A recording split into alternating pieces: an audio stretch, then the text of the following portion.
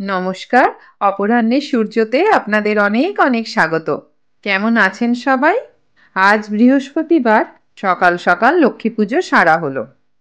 সর্বশক্তিমানের কাছে একটাই প্রার্থনা, সবার মঙ্গল করো। আমার ব্লগ আপনারা যারা রেগুলার দেখেন খেয়াল করেছেন হয়তো যে আমি বেশিরভাগ ব্লগেই হয় বাগানের ফুল বা ঠাকুরঘর এই দিয়েই শুরু করি। আসলে হ্যাঁ, আপনারা ঠিকই ধরেছেন, এই দুইই হচ্ছে আমার অসম্ভব ভালোবাসার জায়গা। আমার সাথে প্রতি বৃহস্পতিবার মাও থাকে। আমি পাঁচালি পড়ি, মা শোনে। আসলে মায়ের চোখের প্রবলেমের জন্য বই পড়তে পারে না তো, তাই কষ্ট হলেও প্রতি বৃহস্পতিবার একতলা থেকে তিনতলা পর্যন্ত ওঠে। আমারও বেশ ভালোই লাগে, না হলে তো একা একা পুজো করতে হতো। পুজোর প্রতি আমার ভালোবাসাও এই মায়ের থেকেই কিন্তু আমার পাওয়া। এই স্টিলের জাগটা 60 বছরের পুরনো, বলছি এর ইতিহাস।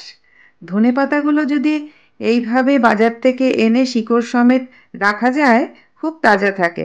রোজ জল বদলে দিতে হবে তাতে। ও হ্যাঁ, এই জাগটা 1965 সালে বাবার একটু কানের প্রবলেম হয়েছিল, তখন ভেলোর গেছিল। তখন ওখান থেকে ম্যাড্রাস মানে এখনকার চেন্নাই থেকে কিনে এনেছিল। এসব গল্প মায়ের থেকেই শোনা অবশ্য। এত মাজা ঘষা হয়েছে, এত বাড়ি বদলেছে, বিশেষ কিছু যত্নেও কিন্তু মা একে রাখেনি। কিন্তু দেখুন এখনো কি চকচক করছে। আসলে আগেকার জিনিস না এমনই হয়। আজ একটু ধনেপাতার চাটনি বানালাম।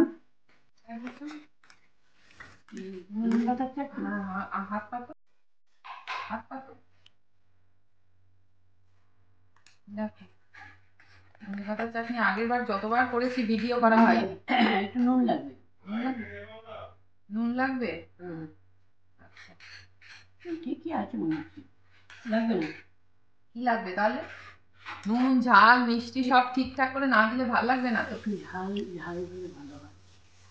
একটু ঝাল লাগবে। খেয়ে দেখি।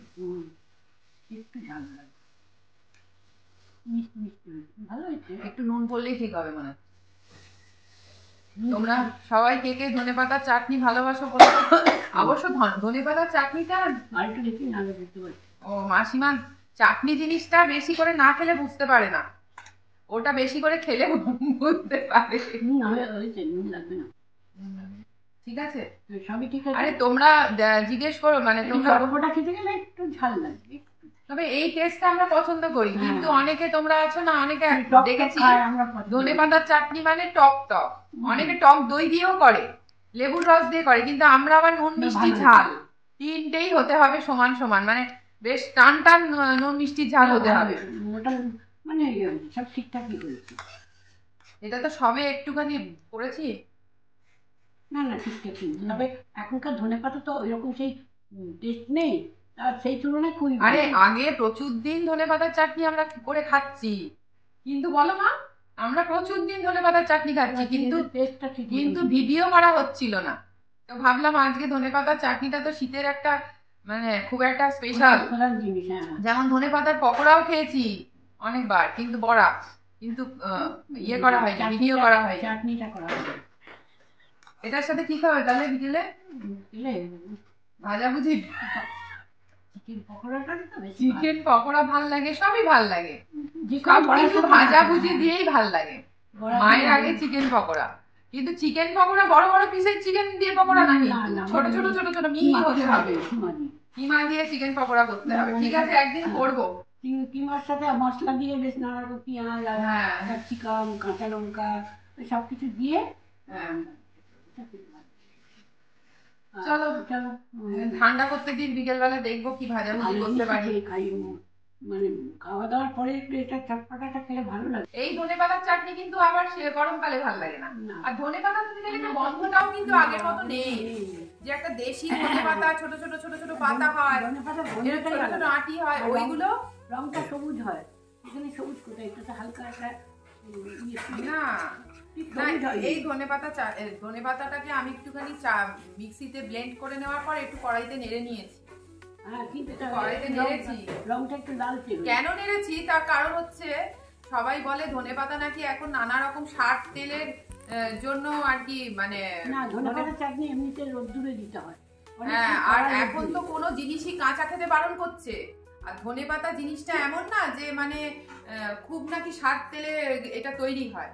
তা এবার জার্ম থাকে তো কিরকম সেটা কাঁচা খাবো, ওই জন্য কড়াইতে একটু নেড়ে নিয়েছি। হয় না, একটু রোদে দিতে জাল হয়েই যায়। না, অনেকে কাঁচা খায়, কাঁচা দিয়ে রোদে দেয়।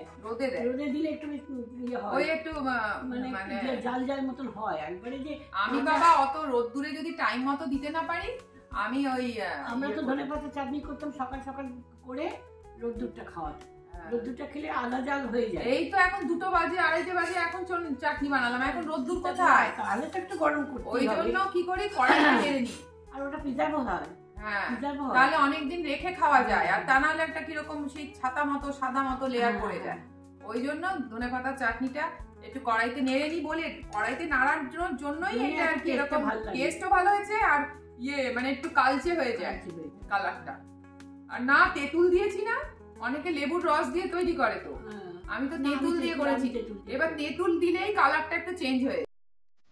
চলো, লক্ষ্মী পুজো সেরে দুপুরবেলার ওই গতানুগতিক ডাল তরকারি ভাত মাছ এসব হলেও সন্ধেবেলার প্ল্যানটা একটু অন্যরকম করা হয়েছিল। চারিদিকে ফোন খুললেই কদিন ধরে দেখছিলাম খাদান নিয়ে নানা ক্যাপশন। খাদান টাইম, ওয়াচিং খাদান, উফ খাদান, বাপরে! চারিদিকে দেখে মনে হচ্ছিল খাদান না দেখলে বুঝি বিশাল কিছু মিস করে ফেলবো। তো হোম মিনিস্টারকে বললাম যে খাদান দেখতেই হবে, না হলে প্রাণটা আফসোসে খান খান হয়ে যাবে। এই যে রাঙাদি বুলুদা আর আমরা দুজন যথারীতি হাজির হলাম। খাদান দেখতে দেখতে মনে হচ্ছিল ওই স্ক্রিনের চড়থাপ্পড়গুলো মনে হয় আমাদের গায়েও পড়ছে আর আমরাও খাদে পড়ে যাচ্ছি। এত মারপিট, বাবারে! এই সিনেমাটা নিয়ে মানুষের এত উত্তেজনা কেন ছিল তাও বুঝলাম না। আর ওই কিশোরী কিশোরী গানটাও যে কেন এত হিট, এর থেকে বাবা রাধাকৃষ্ণকে নিয়ে যে গানটা হয়েছিল সেটা আমার বরং বেশি ভালো লেগেছে। অবশ্য বিনোদন মানেই তো তাই, সবার চোখে সমান লাগবে না। একজনের কাছে যেটি ভালো, অন্যজনের কাছে সেটিই আবার খারাপ। যদিও 2 বালতি পপকর্ন সাবার করেছিলাম সিনেমা দেখতে দেখতে, তবুও খুব খিদে না থাকলেও এলাম রং দে বাসন্তীতে। ভাবলাম অল্প কিছু খেয়ে বাড়ি ফিরবো। ডায়মন্ড প্লাজার রং দে বাসন্তীতে এই ফার্স্ট টাইম গেলাম। আগে যতবার গেছি পাশেই বারবিকিউ নেশনে খেয়েছি, এখানে ঢোকা হয়নি। তো চিকেন তান্দুরিটা বেশ ভালোই করেছিল, জুসিও ছিল আর ফ্লেভারটা খুব উগ্র ছিল না। খুব সুন্দর ট্রেন্ডিং পাঞ্জাবি গান চলছিল, এখানে দেওয়া গেল না। শীতের রাতে বেশ গরম গরম তন্দুরি আর পাঞ্জাবি গান বেশ জমেছিল কিন্তু। তারপর কড়ক রুটি, ডাল মাখানি আর বাটার চিকেন নিয়েছিলাম। আমাদের প্রত্যেকের জীবনেই সারাদিনে কাজের পর মাঝে মাঝে সন্ধেটা যদি একটু এভাবে কাটানো যায় তাহলে মনে হয় বেশ ভালোই লাগে। চলুন আজকের মতো টাটা, দেখা হচ্ছে আপনাদের সাথে পরের ব্লগে। ততক্ষণ পর্যন্ত আপনারা সবাই ভালো থাকবেন ও সবাইকে ভালো রাখবেন।